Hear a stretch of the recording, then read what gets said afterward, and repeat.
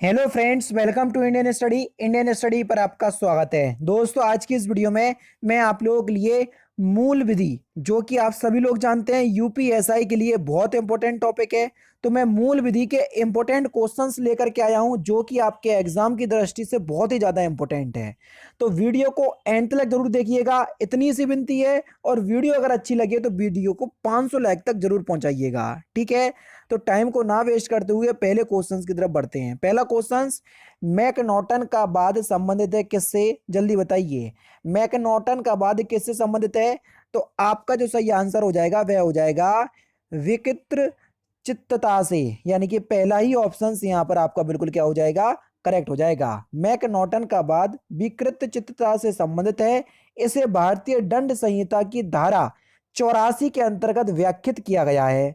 धारा 84 के अनुसार कोई बात अपराध नहीं है जो उसे करते समय चित्त विकृत के कारण उस प्रकार की प्रकृति यह है कि जो कुछ वह कर रहा है वह दोषपूर्ण या विधि के प्रतिकूल है, जानने में असमर्थ है। तो मैं आपको लोगों को सारी चीज समझाता हुआ भी चलूंगा। ऐसे क्वेश्चंस बहुत ज्यादा देखने को मिलेंगे आपको यूपीएसआई में। एक शेर खा पर झपटता है। खा का मतलब कोई भी हो सकता है, राम श्याम कोई भी। एक शेर खा पर झपटता है। का शेर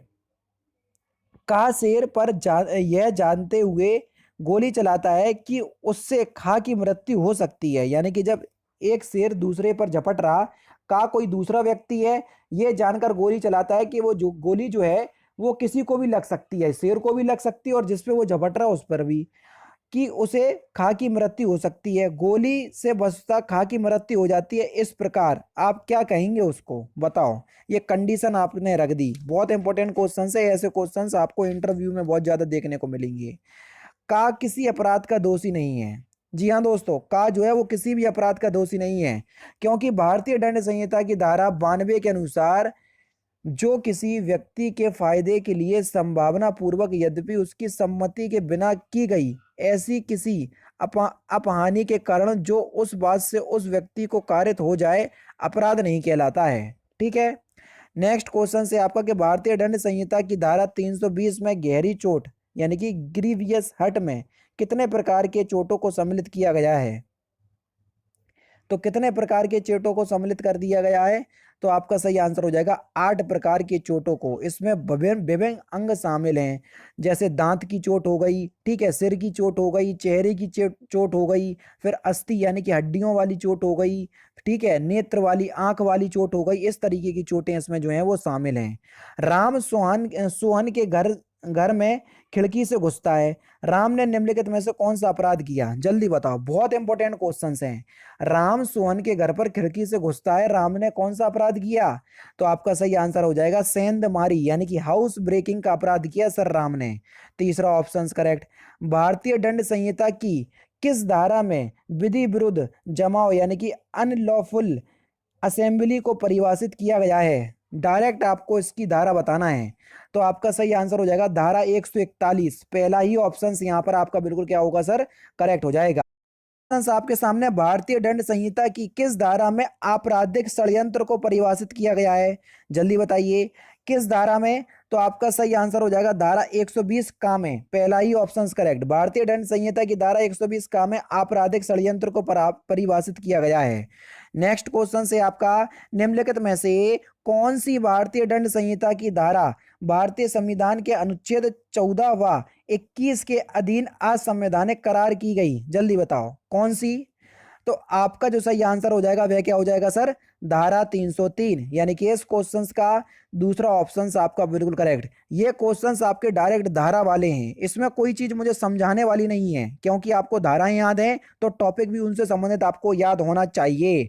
भारतीय दंड संहिता की किस धारा में दंगा परिभाषित किया गया है? देखो कितना इंपॉर्टेंट क्वेश्चंस है, जल्दी बताओ, दंगा किस धारा में परिभाषित किया गया है? तो आपका सही आंसर हो जाएगा धारा 159। पहला ही ऑप्शन यहाँ पर आपका बिल्कुल करेक्ट हो जाएगा सर। छल की सजा का संबंध भारतीय दंड संहिता आईपीसी की किस धारा में है? जल्दी बताओ किस धारा में है? तो आपका सही आंसर हो जाएगा सर धारा 417। यानी कि इस क्वेश्चन का दूसरा ऑप्शन बिल्कुल करेक्ट। निम्नलिखित में से कौन सा अपराध है जिसकी तैयारी आईपीसी में दंडनीय है? जल्दी बताओ। आईपीसी में दंडनीय है। कौन सा ऐसा अपराध है? तो आपका सही आंसर हो जाएगा भारत सरकार के विरुद्ध युद्ध छेड़ना। तीसरा ऑप्शन जो है वो आपका बिल्कुल करेक्ट है। भारतीय दंड संहिता 1860 की धारा 121 के अनुसार जो कोई भारत सरकार के विरुद्ध युद्ध करेगा या ऐसा युद्ध करने का प्रयत्न करेगा या उसका दुरुपयोग करेगा या दुष्प्रेषण करेगा, वह मृत्यु या आजीवन कारावास से और जुर्माने से भी दंडनीय होगा। इस बात को ध्यान रखना। नेक्स्ट क्वेश्चन से आपका, आत्महत्या करने के लिए दुष्प्रेरण यानी कि अबेटमेंट की सजा का प्रावधान भारतीय दंड संहिता की धारा किस में है? जल्दी बताओ किस धारा में है? तो आपका सही आंसर हो जाएगा सर धारा 306 में है। पहला ही ऑप्शन यहाँ पर आपका बिल्कुल करेक्ट। बहुत आप लोगों को इंपॉर्टेंट तरीके से सारी चीजें बता रहा हूं और जितना मेरे से हो सकता है सारा एफर्ट मैं आप लोगों के लिए लगा रहा हूं। बस क्या मांगता हूं, 500 लाइक और वीडियो को शेयर। अगर वीडियो अच्छी लगे तो लाइक और शेयर जरूर कर दीजिएगा दोस्तों। नेक्स्ट क्वेश्चन, भारतीय दंड संहिता में प्रतिरक्षा के अधिकार पर निर्विरोध वर्णित है। जल्दी बताइए प्रतिरक्षा के अधिकार पर ये धारा किस धारा में है? तो आपका सही आंसर हो जाएगा धारा 99 यानी कि इस क्वेश्चन का तीसरा ऑप्शन यहाँ पर आपका बिल्कुल क्या हो जाएगा? करेक्ट हो जाएगा। नेक्स्ट क्वेश्चन, निम्नलिखित में से कौन से एक अपराध के लिए संपत्ति की प्राइवेट प्रतिरक्षा के अधिकार का विस्तार स्वेच्छा से मृत्यु कारित करने तक है? Question number 38। तो आपका सही आंसर हो जाएगा लूट। तीसरा ऑप्शन करेक्ट। संपत्ति की प्राइवेट प्रतिरक्षा के अधिकार का विस्तार स्वेच्छा से मृत्यु कारित करने तक, इसका प्रावधान भारतीय दंड संहिता की धारा 103 में किया गया है।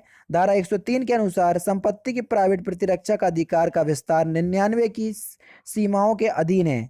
धारा 103 निम्नलिखित अपराधों के विरुद्ध संपत्ति के प्रतिरक्षा से संबंधित दोषकर्ता को स्वैच्छिक मृत्यु या अन्य आपराधिक अनुमति दे सकती है। जैसा कि उसमें है आपका लूट हो गया, ठीक है, और रात्रि गृह भेदन हो गया, इस तरीके से। नेक्स्ट क्वेश्चन से आपका, भारतीय दंड संहिता की किस धारा के अंतर्गत षड्यंत्र द्वारा दुष्प्रेषण का प्रावधान है? जल्दी बताओ षड्यंत्र द्वारा। तो सही आंसर हो जाएगा धारा 107 का 2 यानी कि तीसरा ऑप्शन सर यहाँ पर आपका बिल्कुल करेक्ट हो जाएगा। नेक्स्ट क्वेश्चन, निम्नलिखित में से कौन दुष्प्रेषण का प्रकार नहीं है? कौन दुष्प्रेषण का प्रकार नहीं है? जल्दी बताइए सर। Question number 40। तो आपका सही आंसर हो जाएगा अवैध लोप। ये दुष्प्रेषण का क्या नहीं है?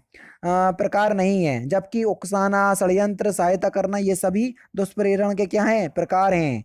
ए जो है बी से सहमत होता है कि वह बी की परीक्षा में नकल करने में मदद करेगा, यह है, जल्दी बताओ। ए बी से सहमत होता है कि वह बी की परीक्षा में नकल करने में मदद करेगा, ये किस प्रकार का अपराध है? भैया ये एक आपराधिक षड्यंत्र है। यानी कि यहाँ पर पहला ऑप्शन करेक्ट हो जाएगा। क्या हो जाएगा? पहला ऑप्शन आपका बिल्कुल क्या हो जाएगा सर? करेक्ट हो जाएगा। नेक्स्ट क्वेश्चन से आपका, आपराधिक षड्यंत्र की परिभाषा भारतीय दंड संहिता में किस धारा के तहत है? जल्दी बताओ किस धारा में है? तो आपका सही आंसर हो जाएगा धारा 46 यानी कि इस क्वेश्चन का पहला ऑप्शन आपका बिल्कुल क्या हो जाएगा? करेक्ट हो जाएगा सर। भारतीय दंड संहिता के अंतर्गत निम्नलिखित में से किस अपराध की तैयारी दंडनीय है? जल्दी बताइए। भारतीय दंड संहिता के अंतर्गत निम्नलिखित में से किस अपराध की तैयारी दंडनीय है? तो आपका जो सही आंसर हो जाएगा वह क्या हो जाएगा? ऑप्शन नंबर सी, भारत सरकार के विरुद्ध युद्ध करना। तीसरा ऑप्शन यहाँ पर आपका बिल्कुल क्या होगा? करेक्ट हो जाएगा सर। क्या हो जाएगा? तीसरा ऑप्शन बिल्कुल करेक्ट हो जाएगा। दंड प्रक्रिया संहिता की किस धारा में आर्म्स फोर्सेस यानी कि सशस्त्र बल के सदस्यों को गिरफ्तारी से संरक्षण का प्रावधान किया गया है? किस धारा के तहत? तो आपका सही आंसर हो जाएगा धारा 45 के तहत। यानी कि इस क्वेश्चन का दूसरा ऑप्शन बिल्कुल करेक्ट है सर। कौन सा? दूसरा ऑप्शन बिल्कुल करेक्ट है। और लास्ट क्वेश्चन, दंड प्रक्रिया संहिता की धारा 125 एक घ के अंतर्गत निम्नलिखित में से कौन अपने माता पिता के भरण पोषण के जिम्मेदार हैं यदि माता पिता स्वयं अपना भरण पोषण करने में सक्षम नहीं है? केवल पुत्र, केवल पुत्री, पुत्र पुत्री दोनों, या इनमें से कोई नहीं? तो सर इस क्वेश्चंस का आंसर आप मुझे कमेंट बॉक्स में बताएंगे। तो दोस्तों ये थी आपकी मूल विधि जिसमें मैंने कुछ इंपॉर्टेंट क्वेश्चंस को कवर किया हुआ है। आपको सेशन कैसा लगा तो प्लीज़ मुझे कमेंट बॉक्स में ज़रूर से बताइएगा। वीडियो अगर आप लाइक करोगे तो मुझे पता चल जाएगा कि आप लोग मुझे बहुत ज़्यादा सपोर्ट कर रहे हैं। तो दोस्तों फिलहाल की वीडियो में सिर्फ इतना ही। अगर आपको वीडियो पसंद आए तो प्लीज़ दोस्तों वीडियो को लाइक कीजिए, शेयर कीजिए और साथ ही साथ हमारे चैनल को सब्सक्राइब करना ना भूलें, क्योंकि मैं रोजाना इसी तरह के वीडियोस आप लोगों के लिए लाता रहता हूँ। नमस्कार दोस्तों, जय हिंद, जय भारत।